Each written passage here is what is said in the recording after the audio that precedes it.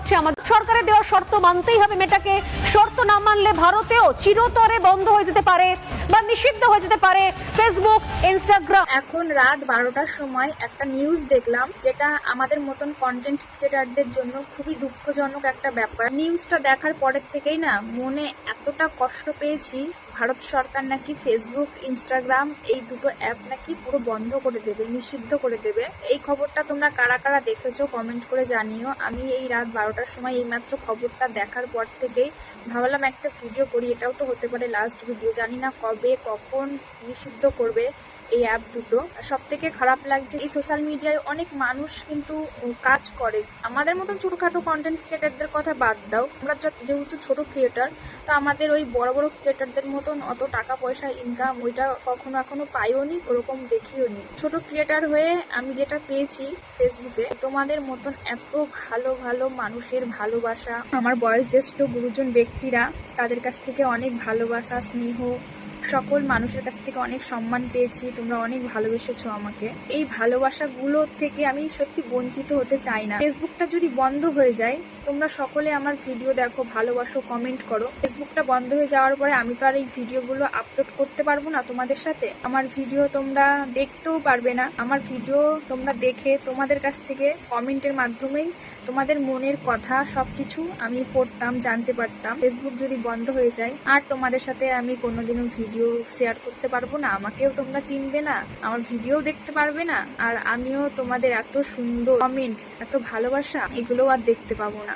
আর একটা জিনিস খারাপ কি জানো, সোশ্যাল মিডিয়ায় তো অনেক মানুষ ভিডিও করে, অনেক মানুষ প্রফেশনালি কাজ করে, যারা সংসার চালায়, অনেক ছেলে, অনেক বয়স্ক মানুষ, অনেক মানুষজন আছে, মানে সোশ্যাল মিডিয়ায় ভিডিও করে তারা সংসার চালায়, ছেলে মেয়ে মানুষ করছে, নিজের জীবনযাপন করছে।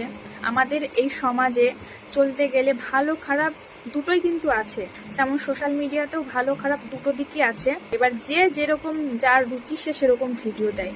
এবার আমার রুচি যদি ভালো হয় আমি ভালো ভিডিও দেখবো, আমার রুচি যদি খারাপ হয় আমি তাহলে খারাপ ভিডিও দেখবো। যারা ভালো ভালো কন্টেন্ট ক্রিয়েটার খুব সুন্দর সুন্দর শিক্ষণীয় ভিডিও বানায়, সমাজ সেবা করে, যেমন হোসেন মানসুরি, এই স্যারকে আমরা সকলেই আশা করি চিনি। উনি আমাদের সমাজে যা যা করছেন, তো ওনাকে তো শত কোটি প্রণাম। এরকম মানুষজন, অনেক ভালো ভালো অনেক মানুষের ব্যাপারে জানতে পারি, ভিডিও দেখি। ফেসবুক প্ল্যাটফর্মটা বন্ধ হয়ে যাওয়ার পরে কিন্তু এইগুলো আমরা দেখতেও পারবো না। অনেক মানুষ যারা রোজগার করছেন এখান থেকে, সোশ্যাল মিডিয়ায় ভিডিও করা, এটা যদি বন্ধ হয়ে যায় তাহলে বেকারত্ব তো আরো বেড়ে যাবে। এমনিতেই বেকারত্ব এই পশ্চিমবঙ্গে তো আছেই, এরপরে এই সোশ্যাল মিডিয়া, ফেসবুক প্ল্যাটফর্ম এইগুলো যদি বন্ধ হয়ে যায় তাহলে মানুষ কি করবে বলো? এমনিতেই কর্মক্ষেত্র নেই, যাও বা ভিডিও করতো, ভিডিওর মাধ্যমে ইনকাম হতো, তারপরে তো আরো বেকারত্ব বেড়ে যাবে, তখন মানুষ আর কি করবে? যাই হোক, ভারত সরকার যা বুঝবে সেটাই আমাদের জন্য ভালো, আশা করি হবে। দেশের আমাদের খারাপ হোক সেটা কখনোই আমরা কেউই চাই না, তাই না? যদি ফট করে এই প্ল্যাটফর্ম দুটো বন্ধ করে দেয়, তোমাদের সাথে আর হয়তো আমার দেখাও হবে না, কথাও হবে না। তার জন্য আমি ভিডিওটা এখন রাত 12টার সময়, দেখো শুয়ে পড়েছি, মশারি টানানো রয়েছে, কারণ ভিডিওটা তোমাদেরকে দিচ্ছি একমাত্র তোমাদেরকে ভালোবাসি বলে।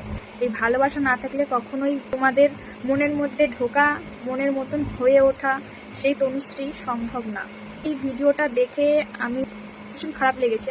এটা যদি সত্যি হয় তাহলে খুবই দুঃখজনক ব্যাপার আমাদের সকলের জন্য।